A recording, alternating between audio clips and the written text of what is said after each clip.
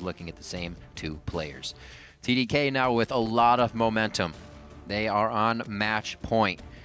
A point where Seraph would love to create a new name for himself going into the LCS. These guys also want it very much here as we start game number 4, picking bans. Seraph left the LCS on basically the worst possible foot for him.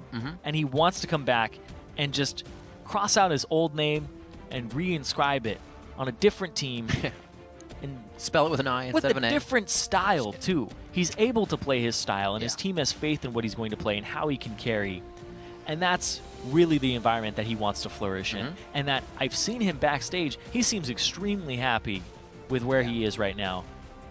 That provides a lot of confidence in your gameplay, approaching the game in good mentality already. You see what happens when players need to take some time. Nope.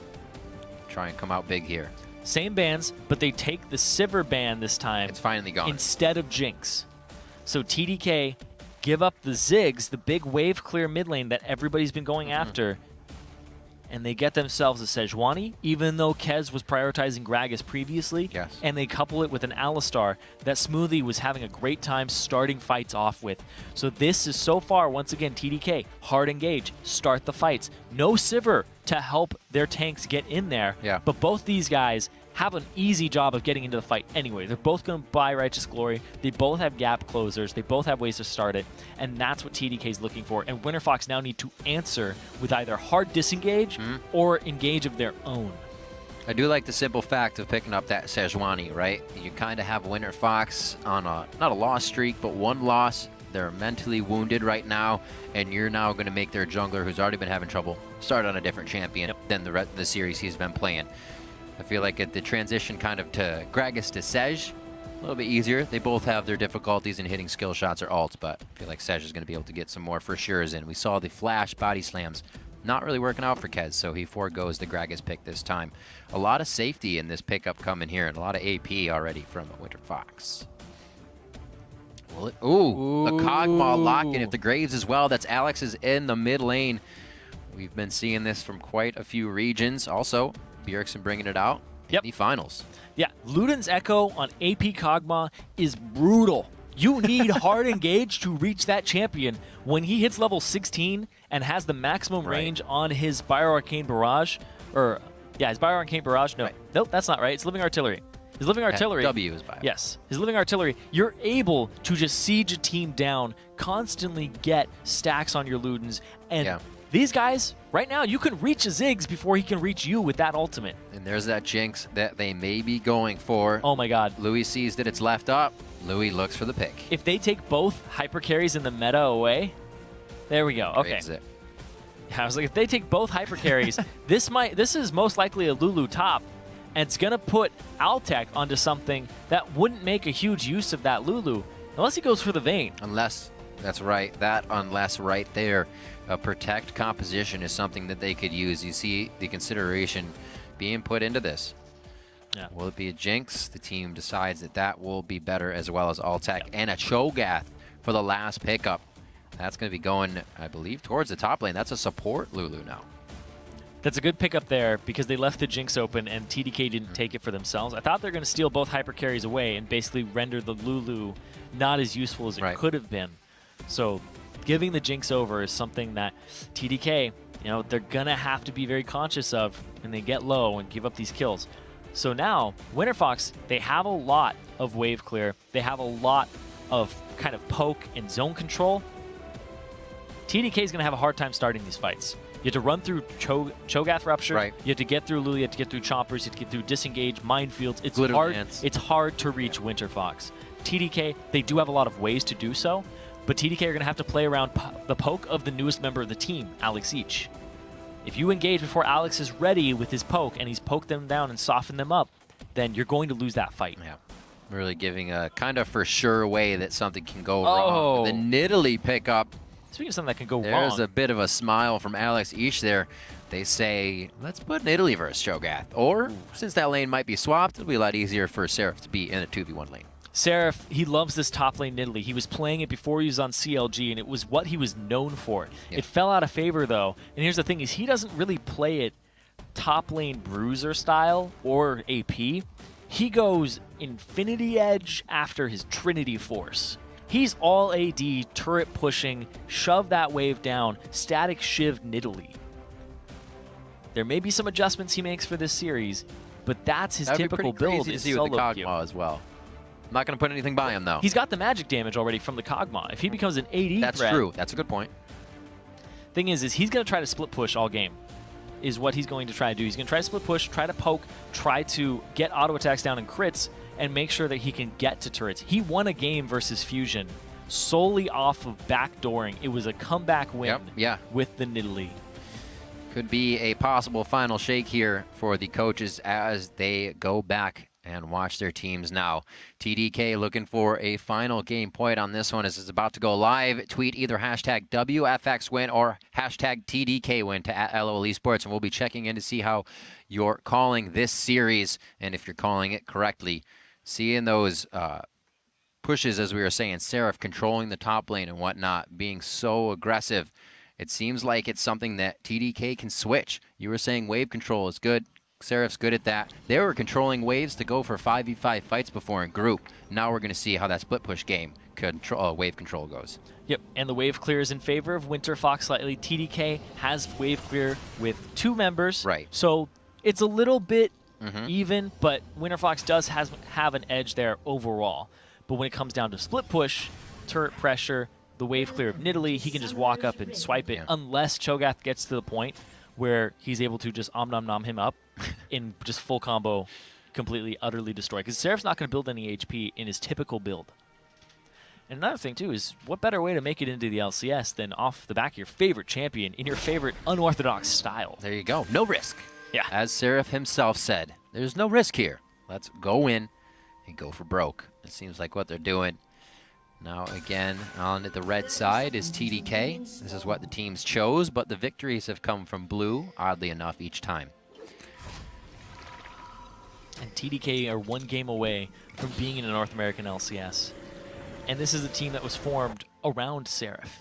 The general manager was saying that, and he was also the coach that you saw there on stage, that he wanted a team in the LCS, and he's been looking for a while. He was actually the manager of Team Green Forest, which is a challenger team based off of Cafe in North America in Northern California. Right. I've cast them multiple times in tournaments, aging years back at this point. He's constantly trying to get a team in and help his players out. So he scouts talent, and he found Seraph, and he's like, we're going to build a team around this guy. Let's get Kez in there. Let's get Kyle. Let's get Louis. Let's get a Korean-speaking team here. Yep. And so far, it's been absolutely amazing for them. And this is the closest he's ever been to having a team in the LCS. Well, it's pretty crazy to see how quickly teams can come together these days with so many different, diverse lifestyles that people have. Being able to buckle down and get this much practice in to be able to contest against LCS teams is no small feat that you're able to do. Let's see if TDK can keep it strong here. We are going to get matched up once again to the lanes. Winter Fox teleported back from actually being in the bottom lane this game to get this. And I want to point this out too, is in game 1 and 2, it was lane swaps. There were lane swaps that were happening, and Louis GG was able to return to lane with a BF sword, unharassed, and in completely good shape. Game 3, lane swapped on, Altec crushes him in lane, can't even back for a BF sword, has to get pickaxe early, and then 118 CS lead. And a lot of that manifested in the laning phase. 10 minutes, 20 minutes, down 30, 40 CS for Louis GG. Altec is able to crush players in the lane, and now they're in a 2-on-2 matchup. They're saying we can sacrifice Seraph top in favor of Altec getting a large advantage on this Jinx and then scaling up and being a late game hyper carry.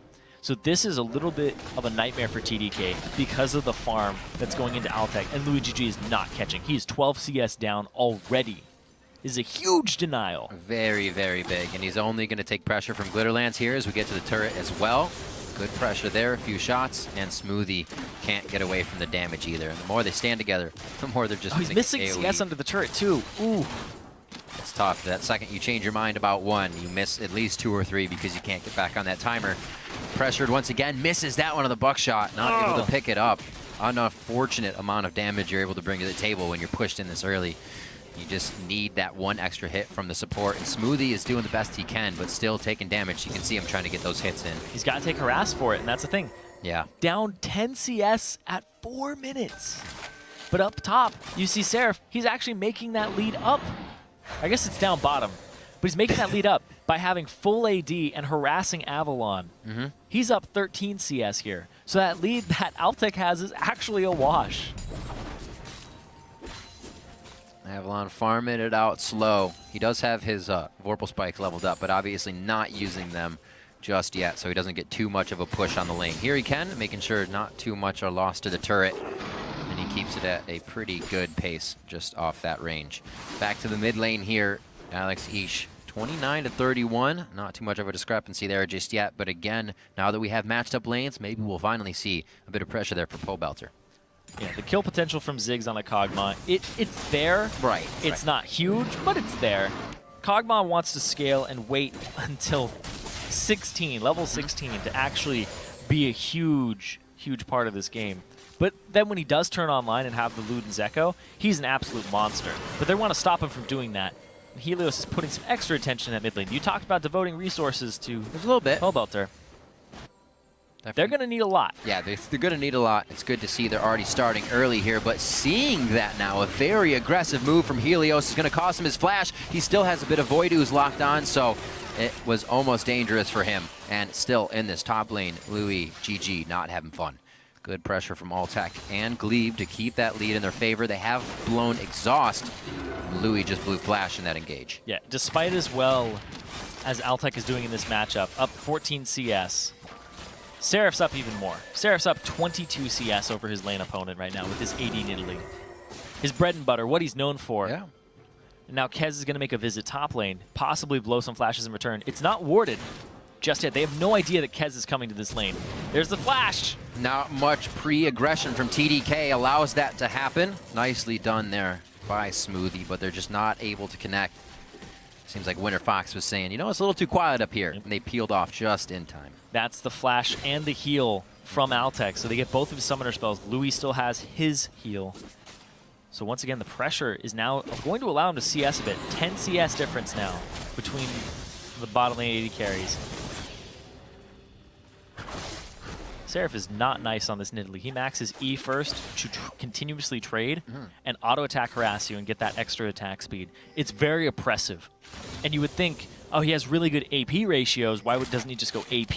Yeah. Because even the Q turns into... Jeez. He just plays it like a Riven. Anytime he can go in, he goes in. Gotta be careful, though. Better watch out. That's a little aggressive. Still got that surge. He can give himself a heal. This Silence. is tough. Gets the fight out. Oh!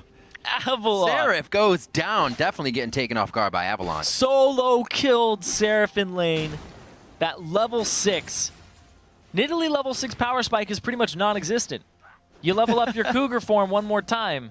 Cho'Gath, it's much bigger. It's a much bigger spike with that feast. And I said, he's just going to om him after a combo.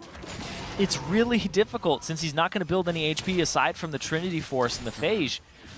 That Seraph, it's hard to harass the Cho'Gath down, in all honesty. Yeah. He's got that sustain from killing creeps. Seraph's been doing a good job of preventing it from killing creeps, but you have to be on your absolute A+ game to deal with it. It's kind of that lack of giving someone credit for a quick second. Like, I'm really taking it to this guy in lane. I'm probably going to get one more engage in. Out of mana, and then you don't think of the results of the situation, and you get in your own head.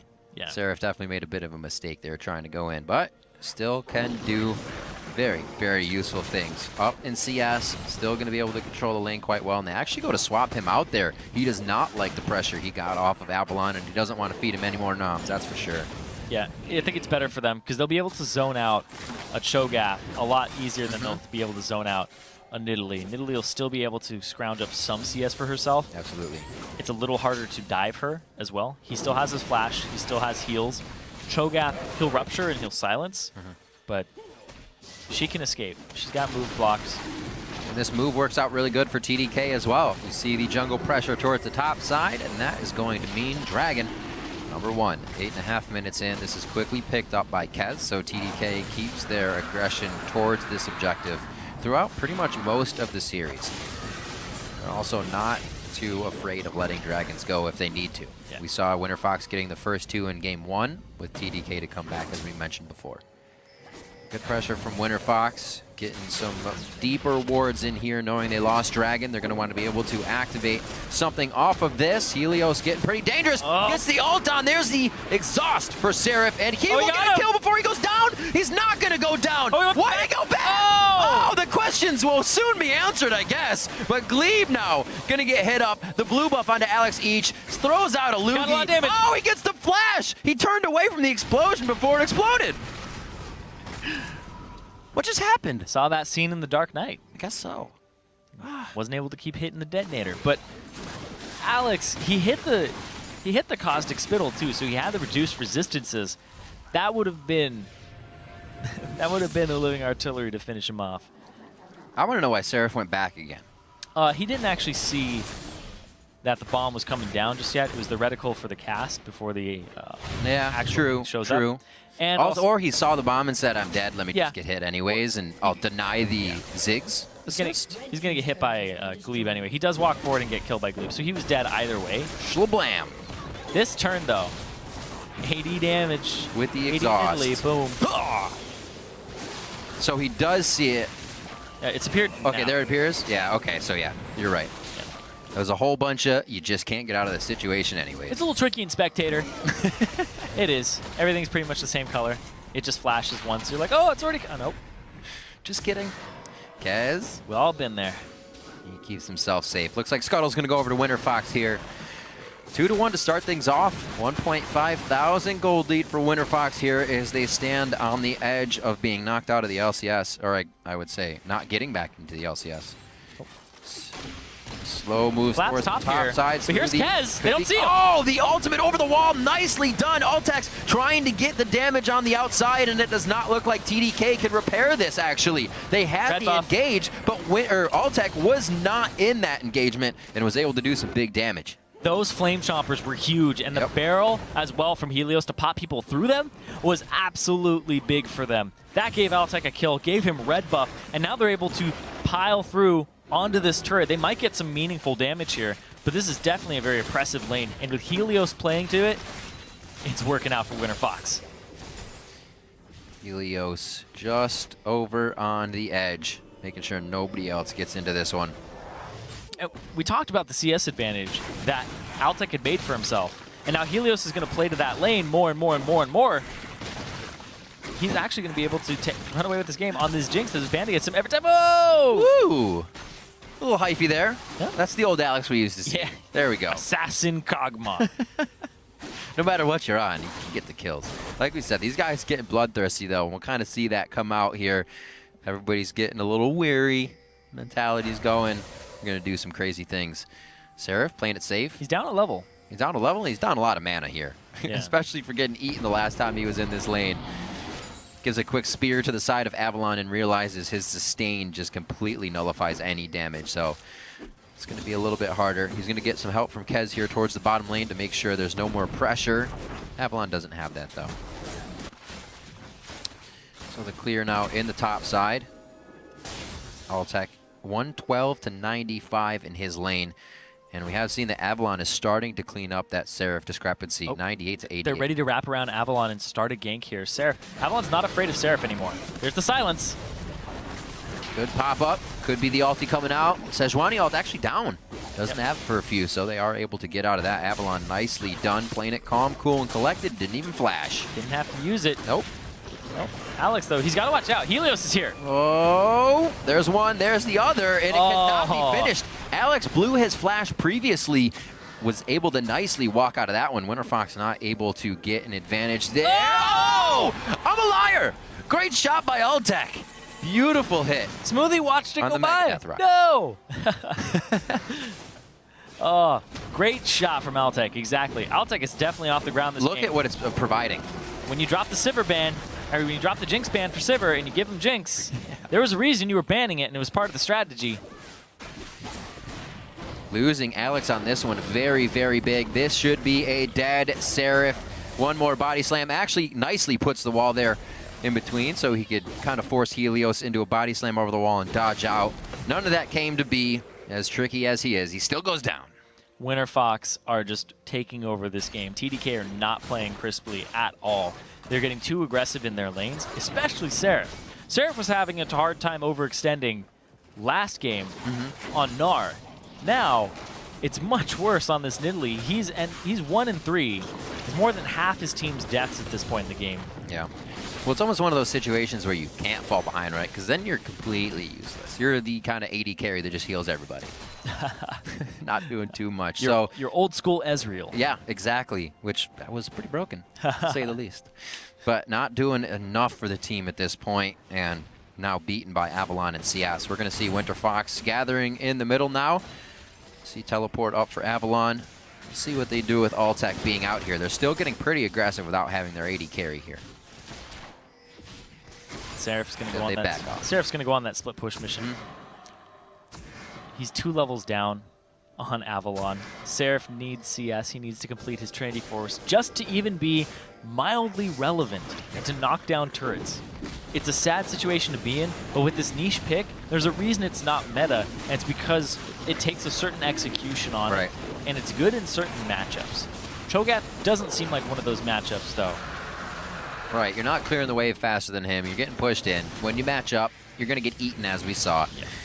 Wasn't that not building great. HP, which is the counter to Cho'Gath's true damage. That's true. You did see that Seraph had the early advantage. Speaking of counters, though, you just 3-man dive him. That'll work. That'll work take too. Him down, cut down the stacks, make sure he can't get out of this one alive. A Mega Inferno Bomb may create a little bit of follow-up here. The turret actually goes over to Smoothie after he has gotten out nice and healthy. And the rocket looks like it's just a little behind. Shoo. Yep. Whew. It's close, though. That was a good shot. Very across close. the map. They 5-man that top lane. They're going to lose this bottom turret for it, and all they got was a kill off of it. So that's actually a net positive for Winter Fox. They should get actually 2 out of this. Oh, I lied. There's another minion wave crashing into him right now, and he doesn't have a ton of damage. So 1 turret here. Getting ahead of myself for Winter Fox, but they don't have too much pressure. So they're going to be able to deny a bit, get some forward wards in for themselves. Yep, it's only 16 minutes in the game. Yeah. People come up so quickly, but that TP top lane, they didn't get the turret off of it, so it wasn't 100% worth. It's relatively worth because Seraph catches up a little bit in experience, catches up a little bit in CS. He was up, and then he ends up throwing that lead bit. It's a difficult matchup for the Ninjas. Yeah. Very, very hard. An interesting pick out of Champion Select. You misplay once, and this is what happens. You struggle to get back in the game. Especially with everything that was still left open for Seraph. It's kind of it's completely a pick that they were just like, you know what? We've done these other things. Let's kind of throw them a curveball. They might have thrown themselves a curveball. Yeah, the last pick, Nidalee. Look at this. They're going after him again. Get him! Cut the stacks down! Oh, is he going to nom him? 1-1-1! Man, he just gets out of that one. Not going to get really any help here from Pole Belter. I don't know if he's going to need it. Seraph would get a nice kill on this one if he can, but I don't think it's going to be good enough. He's going to have to go Cougar, out of mana, and they've already become too far away in the situation. They know that Winter Fox is coming, and the mistakes are now piling on top of each other for TDK. Oh, Avalon. Nobody's respecting his damage output. Nope. Cho'Gath's true damage, it's only going to do a set amount of damage. You know exactly how much he's going to hit you for. To TDK's credit, everyone and their mom, right, would focus Avalon, though, thinking it's the weaker lane, but he is showing up this game and really doing it without any help. Yeah, we used to say, when's Helios going to be able to help his brother out a lot? That synergy was there, and now it doesn't need to be. They let go. They don't have to hold hands. When Avalon is self-sufficient like this, it's big. And when Altec is going to solo kill Luigi G, oh, actually, he's got some help. He's going to get an assist off this. Whimsy. Oh, it's just going to go to more. So now Avalon gets a piece. It's very nice to give it over to Altec. 2 assists going out on that one as well as Pole Belter gets pushed off. TDK now finding a bit of what they want. Kez flashes in without being able to permafrost or Arctic Assault there. Yeah, he was trying to get the W off for the permafrost, but the flat Pole Belter followed him up. TDK, they have a late game team comp. It's super late game. The Alistar's good late. The Graves is okay, right? He clears waves for you. But the Kog'Maw, you need the level 16. The Sejuani, great late game. Nidalee, it's kind of the weird pick in this bunch. But the way they're playing it, it's definitely not going to work out. And they have to wait even longer. It's so true. Well, you have that long range with Kog'Maw until 16. You still feel way too close. And Altec, a little too close here, but wow. That should have absolutely been a kill onto Altec. He has flash and heal, gets to keep those up, and TDK come up with nothing once again, empty-handed. The wishes are just falling through first. TDK not landing a lot of abilities here to get these fights going. We saw the spear miss top as well on the Cho'Gath. Not able to have Seraph leap onto him and have that extra damage on the hunt to actually get the kill, and then Helios paid, or Kez paid for it. Now Kez not able to get the Arctic Assault. Now, is this a blue buff steal? Nope. Nope. Blue buff assistance. Yes. Good bit of help there. Also looking at what Seraph has to do. If he does go for that build, he's going to need like a loan. That's an expensive build to go for, right? You're not getting defensive items, which are obviously still expensive, but it's not a $4 grand item that you're looking for. Yeah. The Trinity Force and like all these things that Seraph wants to buy for himself are huge. They are a huge chunk of cash, and he needs money to even get it. So It's going to be tough. The blue buff actually was really good there from Pobelter. Just when you're against a Kog'Maw, an AP Cog mid, contesting his blue buff is huge. Being able to take it away from him so he can't operate and continually throw out his living artilleries is big, because that is his primary source of damage in a team fight or when poking. Seraph's got to be pulling his hair out right now. Or he's just shedding all over the place. I can't tell. That does not look like a very fun lane for him. 45 seconds onto Dragon. Quite a bit of focus here towards the top side of the map. Look, Altec may just be able to solo this one out himself as it happens. And Alex Each, kind of confined to the mid here, knows he has to ghost. Weird positioning here from TDK. Winter Fox is being able to get into these positions way too easily. Yep, the ward coverage falling to the wayside, but also the fact that Avalon is applying so much pressure. Yep. Seraph has been taking it to Avalon all series long, bullying him around, and now you have another factor to worry about. Avalon got big this time. Oh, ulti. That is a good ult. I don't know if they can follow it up, Zyrene. Seraph is there. They should be able to take down Glebe with the cancellation here. Seraph gets exhausted. He does finally take it out. Will they be able to find any more? Remember, the Dragon's going to be up here. We had to have Altec run by that to join the team now, but Baron's not exactly going to be on the plate just yet for these guys. Good kill, though, for TDK. They finally picked something up here as they've been looking for these scraps. Yeah, and that's the thing, is TDK really need to just stay alive and stay within a certain gold gap as Alex Each approaches level 16 with Luden's Echo. Because when he turns online, Altec will have very little relevance in these fights if he gets poked out beforehand. Pobelter can get poked out ahead of time. And Avalon, despite being a very tanky Cho'Gath, he's kiteable. Yeah. As long as you just stay out of his range, which you can with the Kog'Maw power spike, it's going to be difficult to deal with him. And here we go. Seraph just has the Trinity Force, got himself a kill. He's ready to start split pushing, even though he can't really duel Avalon. Yeah, I love the build that Avalon's gone with as well. He gets health out of eating people, get health out of your Raj with AP, so I'll recipe together magic and armor. A little bit of cooldown. Yeah, the interesting thing about itemizing against Nidalee is, especially when it's AD, is her auto attacks are high. She's got high damage, Trinity Force output. It's all physical damage. Her Q in Cougar form is magic damage. Yep. So she's doing a lot of magic damage to you. That's based off how much percent HP you're missing. So as he hits you a little bit with physical attacks, he'll get you lower for his magic attacks. So it's a lot of mixed damage from this AD that you wouldn't expect normally. And also not making him overall too healthy as well. Alex isn't going to cut through him right away. It kind of works out all together. He'll be getting healthy soon enough, though, as Cho'Gath does. Luden's Echo as well, finished up onto Pobelter, so the clearing becomes even more immense for him as he gets that charge set every time. Wards being placed here by Winter Fox. Looks like they are ready to put their foot down and get a big change in this game, swinging towards their favor. They've had the lead for a while here, but it doesn't seem like they've been able to kind of push that lead in the face of TDK. They're waiting for TDK to make a mistake. Yeah, but TDK have been making a lot of mistakes. Slowly making them for sure.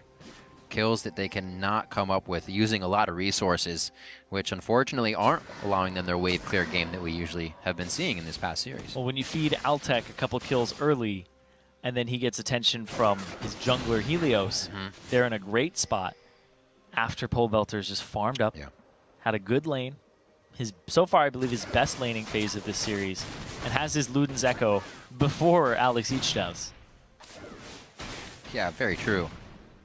Those two, again, pretty quiet lane in the mid with not too much jungler intervention, as we see once again. Early game for Seraph is going well for maybe 4 levels, but Avalon has just come out too strong. Not many games where Winter Fox is able to get on the back of this guy right now. He's got the Honey Badger Nidalee skin in Cougar form. He walks up to turrets and he just uses his Trinity Force. Just tries to knock him down. That's exactly what he's going to do all game, by the way. He will just sit there. His TP plays will be few and far between. So more of a nuisance. Yes, right. Exactly. He is an absolute nuisance. And the thing is, if Avalon leaves for a team fight, if Cho'Gath has to be present, he TPs out. Seraph sticks around and then pushes turrets instead. That's a big loss with Helios a little too far away. He's also going to bring Vision back to the team. So that knowledge over to TDK now as Alltech working off the ball here, trying again to get those waves pushed up. And these early wards that we saw Winter Fox put down are providing a bit of an advantage on the backs of TDK. Blade of the Ruined King for Seraph. Trying to do percent HP to Cho'Gath. This is his the only person he's going to fight. This is the only person he hopes to fight this entire game is just split push, split push. Trying to make Avalon have to show up. And if he pulls Avalon's attention, it also makes it so that the Beast Smite on Baron is not an option. So. Right. Well, I don't know if that's going to be an option of an option. Yep. He's got a long way to push. A very long way to push to pull any pressure off of this Baron. 7-3. The cask a bit early can still allow Kez time to get over the wall. They don't have the vision just yet. Kez is in. The smite goes down way too early from Kez as Winter Fox holds off on their initial damage to burst it down. TDK is still looking in the whites of the eyes of Winter Fox, and they almost want this fight. There's the Bio-Arcane shot coming in from Alex. He had the range on it there. And the Mega Inferno Bomb cannot get through the hair of the beast. Kez stays alive on Sej. I've seen this before. Dear. I haven't seen that one before. Tucked his tail in. He's good. Don't worry about it. So TDK make a big move there. No, he backed into it. How often does that happen? Amazing. What a shot. Alltech fires it. It did miss Kez, but Kez backed on the fountain in the initial range of the rocket. You do not get to see that very often. That is, I can't even say 1 in a million because it happens more often than that. You just watch it go by and you're like, sucker. Here we go. All right. Oh my God. So you're like, man. Nope. You stink at this game. I'm good. And you're like, all right, let's just go back and get some dinner or something. Wazam! Oh, he turns into it at the last second. It's beautiful. What is that in the corner of my eye? The execution, as well as it obviously already being charged up from our traveling through the air for so long. I think Alltech was pretty surprised about that one as well, I'm guessing. So he goes to 4-0-0 on the game and takes down Kez. That was the IQ test right there. Yeah, right? There you go. Oof, what a big thing. But really to have that as well, an extra kill to come out of nowhere in a game like this, in the game that's kind of putting your life on the line, feels great. It's going to make Alltech play a little bit better. Like you're saying, red buff here. The nice rupture dodge by Seraph. That Blade of the Ruined King now starting to do a bit of work. Blade of the Ruined King gives him so many auto attacks. He forces Avalon back, which is really big because now he's able to duel him. And the Frozen Heart's completed. Seraph really doesn't care that much. He's going to keep pushing. He's going to keep getting his team turrets to stay in this game as long as they prevent the fights. Alex Siege has the Luden's Echo, so he does have some poke, but it's just the siege here. You have to kind of stave off the Ziggs, keep him out of there. Smoothie. Smoothie indeed. It's a very nice ult to start the fight, but nobody really has the engage, thinking that the AoE of the ult down maybe from Ziggs would give them enough pressure, but he just gets stripped of any of his clothes, taken down and left on the side of the road there. Smoothie is very sad about that situation. Yeah. Alistar pretty much only has a loincloth to begin with, so he's not losing too much. That's right, you can't take his shoes. It's just the support.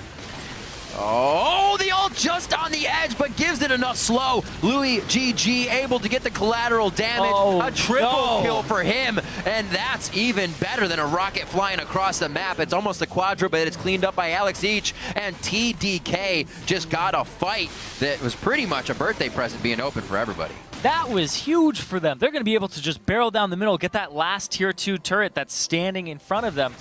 And that was off the back of the positioning of Louis GG, and also the fact that Kez, gorgeous ultimate, but it's only a slow.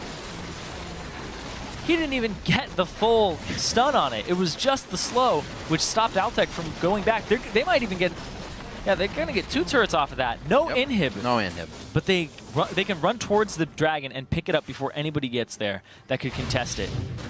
This is crazy. They're all on the same page here. Kez throws it out, slows, but it lines up, and Glebe set up Altec there. And the follow-up damage. A lot of flashes in for those kills. Oh. Very close. Kez with enough HP to get through that one. The Mega Inferno used as well, so 2 instant ultimates that Winter Fox won't be using for a follow-up fight. And now they're going to be scrambling to hopefully get some of these backs. Seraph! Oh, he gets popped, and he should and get popped overall. The ward goes over. Okay, so Helios actually waiting on the cooldown for Body Slam. They cannot get him. Nice peace of mind for Seraph to just walk out slowly. That was really big. The triple kill on the shutdown going to Louis GG. Yeah, absolutely. He's had nothing this game. He was 1 and 2. Oh! You dance one way and you get a pie in the face from Louis GG the other one. There's just nothing you can do right now. If TDK has set up to dodge the skill shots they're throwing at you, it's a living artillery or it's Louis GG's collateral damage. Seraph trying to keep this one going, and he's got to be thanking his team right now because he did not have a great laning phase, but they are coming out strong here in the mid game. Yeah, you know who else also didn't have a good laning phase? Louis GG. And Alex H, you know what? He's just transferring it over. I can't believe what's going on right now. Louis GG was pretty much dead to rights this game. Absolutely.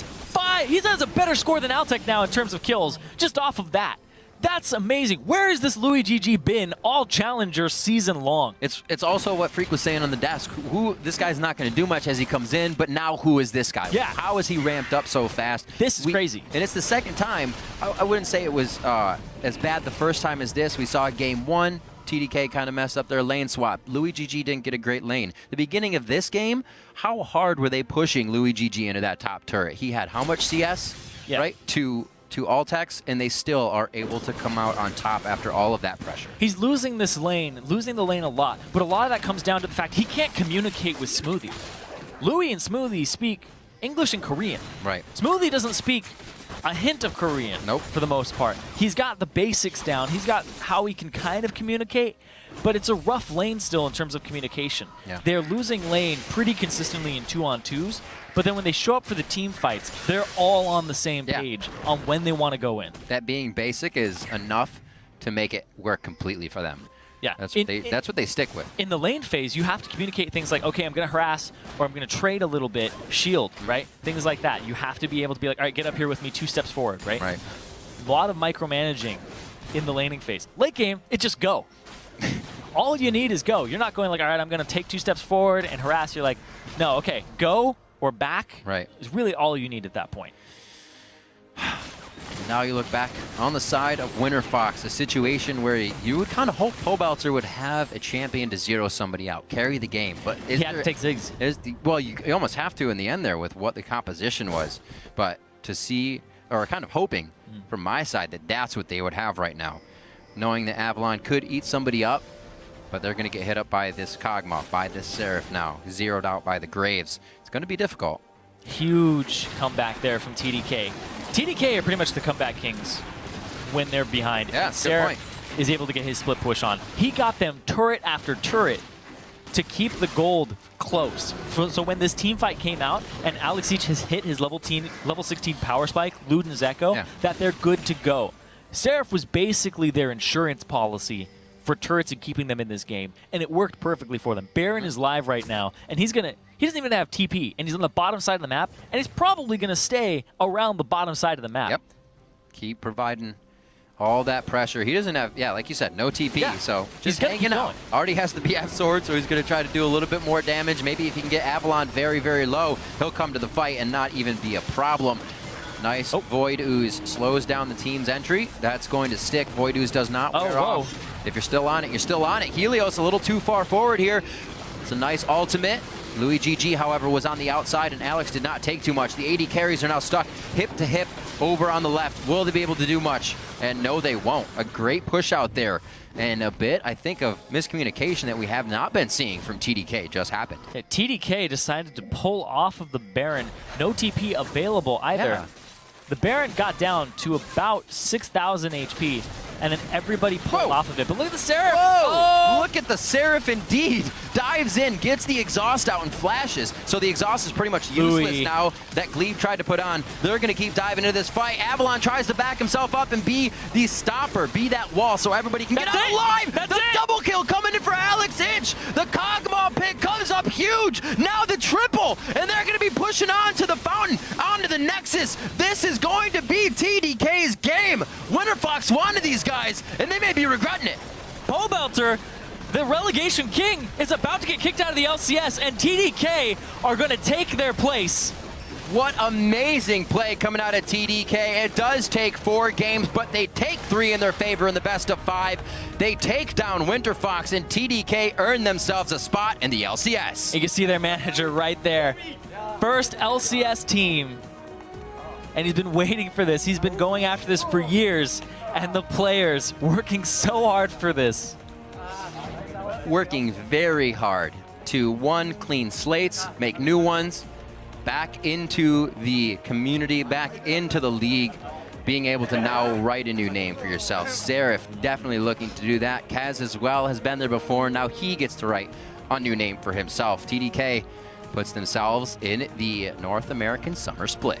And Seraph was a big insurance policy in this game. And then the team fighting of Louis GG right behind Kez there was absolutely incredible. The way that they're all on the same page with a substitute mid laner. Yep. Alex Each coming up huge for them in this series. The Kog'Maw pick, not seen throughout the entire series, not even a ban, and it is the thing that kind of turned the table there in that last fight. Very big. Can't take that away as well from Seraph. Kez played well on Gragas all 3 games out. Louis GG